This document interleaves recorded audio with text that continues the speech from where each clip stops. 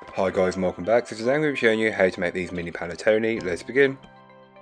To get started on the recipe, you'll want to make the dough. So to start on the dough, grab yourself a food processor and place in your strong white bread flour and your salt, combining the two, as otherwise the salt will deactivate the yeast.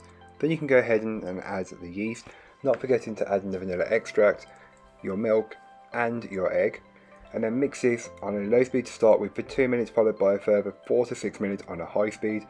As the dough forms, it will be a tight dough, that's what you should be expecting. Cover with some cling film and then leave somewhere warm to ferment. Just before your dough is finished with the ferment, you can go ahead and grab yourself a small mixing bowl, and into it place your egg and your sugar and whisk the two together until they are very well combined. You're not looking for it to be light and fluffy, just very well combined. You can then take your dough which has been fermenting, remove the cling film from on top, and then place in the sugar and egg mixture and just mix this in with the dough hook until it's fully incorporated.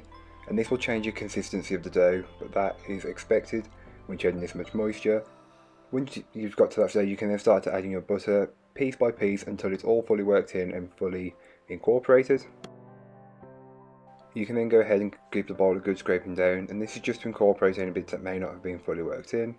Then cover with cling film and leave for 40 minutes to further ferment, and after those 40 minutes it should be touching the top of the bowl. That's the perfect consistency that you're looking for. Just take your spatula and just knock the dough back. Then you can go ahead and add in your orange zest followed by your raisins and just mix until they are fairly distributed throughout the dough.